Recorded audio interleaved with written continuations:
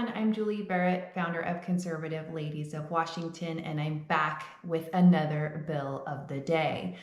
Today I'm talking about a bill that's a carryover from last session, and I did a bill of the day about this particular bill last session, which I will link to the original video in the description box below. This is Senate Bill 5438, and this is the third substitute of this bill that is back again this year. It has passed out of its original committee, and it's going to have a hearing this week in the Ways and Means Committee. And then if it passes out of Ways and Means, then it would go to a floor vote and move over to the House side. Now, 5438 is a bill that I actually really like. I love the spirit of this bill. I think it's a very necessary bill. And we worked with the prime sponsor last year to strengthen the language of this bill to make it even better, something that we could really get on board with that would really have some teeth. This is an act relating to facilitating supportive relationships with family and significant individuals within the behavioral health system. So this is a really good bill for parental rights. And I'm going to go over with you some of the reasons that, some of the issues that we have with this bill, because in a state like Washington, you have to be particularly attentive to the details of the specific words, because in Washington state, parents have had a lot of their rights to be the primary stakeholders in their children's lives taken away by the state because of some of the laws passed in the state on a bipartisan basis in many cases. And if you've been watching our content regularly, you probably heard me talk a little bit about our family's run-ins with these anti-parent laws in Washington state. And so this one is really near to my heart. It's something I'm very passionate about, and it's something that I'm acutely aware of. So I wanted to go over it with you, and we will testify on this, and we will ask again for some improvement in the language. But if this bill were to pass as is, it's a step in the right direction. So here's a couple of the areas that we take issue. So in the first section, the authority shall conduct its oversight of the community behavioral health system in a manner that is aware of, nurtures, and protects significant relationships in the life of behavioral health system clients. These relationships may include family, friends, and others who play a significant role. So there you have the word may, which is kind of the out for people who want it.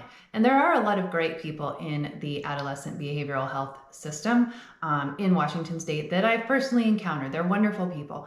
But there are some people that don't want parents to have rights. I've encountered those people also. And so language like may involve gives them an out to not involve. It goes on to say families who desire to be engaged in their children's behavioral health care should be included when it is in the best interest of the client being the child.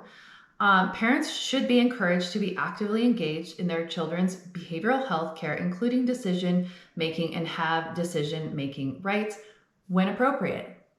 Now, it should always be appropriate unless a parent has been found to be abusive or neglectful, or has actually been found to be guilty of some sort of crime or something that would make them incapable and unfit to be involved and engaged and make the decisions on the behalf of their child.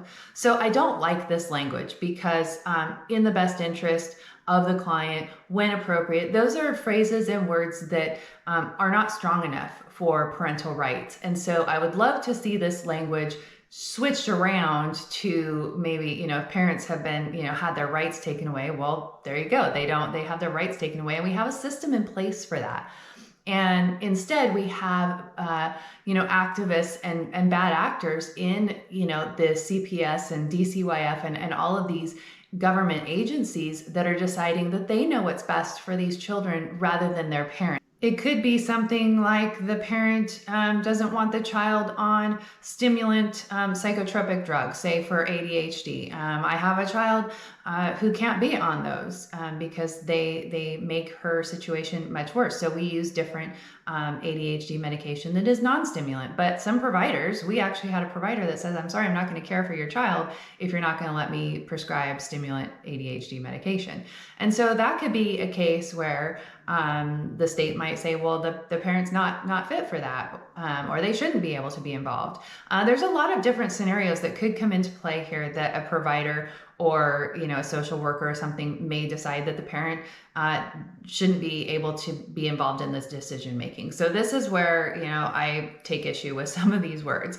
And if you haven't been in these situations, the language may not seem as critical to you as if you have been a family that's been in one of these situations. Then you know exactly how important these phrases are and how critical it is that this language be very strong to protect parent rights of parents who deserve to have their rights protected. The bill goes on to say, whenever it is in the best interest of the client, family rights and responsibilities of parents should be maintained by inclusion in appropriate decision making. So I would love to see that should be a shall. And if you've read much legislation, which probably most of you haven't, I tend to geek out on it a lot. And so I know the nuances of these small changes, but I'd rather see it be shall instead of should.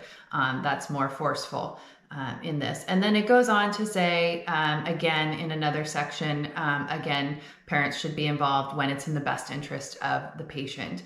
And certainly, I will say it again, if a parent has been found to be abusive or neglectful or somehow unfit, then they shouldn't be involved. But there is already a process for that. So we're really not talking about that widely. And then whenever it is in the best interest of the patient, family rights and responsibilities of parents should be maintained by inclusion in appropriate decision-making relating to a patient's residence, supervision, schooling, education, and health care. Whenever it is in the best interest of the patient. So right there you have it, that someone other than the parent could decide what's in the best interest of the patient, of the minor child. So we like the spirit of this bill. We like that this encourages behavioral health care providers to bring the family into this discussion. We need stronger language because as this sits today, this isn't enough to protect families and protect minor children and give parents their rights. So we would love to see it, the bill declare that parents are the primary stakeholders in their children's lives. I doubt that we'll see this, but it is a step in the right direction.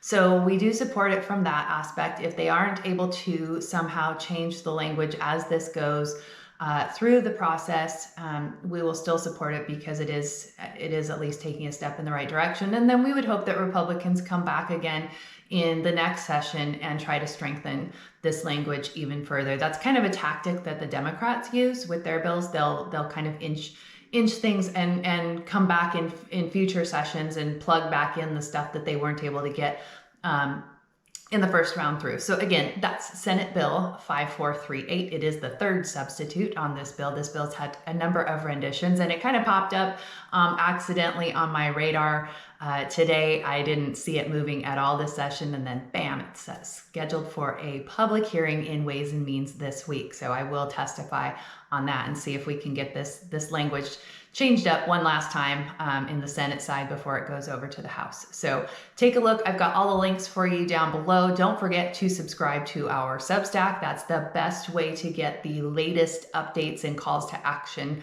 from us. I would also ask that you consider becoming a paid subscriber to our Substack. That's the same as being a member of our organization, and that's the best way that you can support the work that we are doing. The other alternative, you could just send us a donation. That really helps, and we appreciate all of you who support the work that we are doing. We are unaffiliated with any other organization or political party. We just work to bring truth and transparency to you, the citizen. So thanks for watching, and I will see you again next time.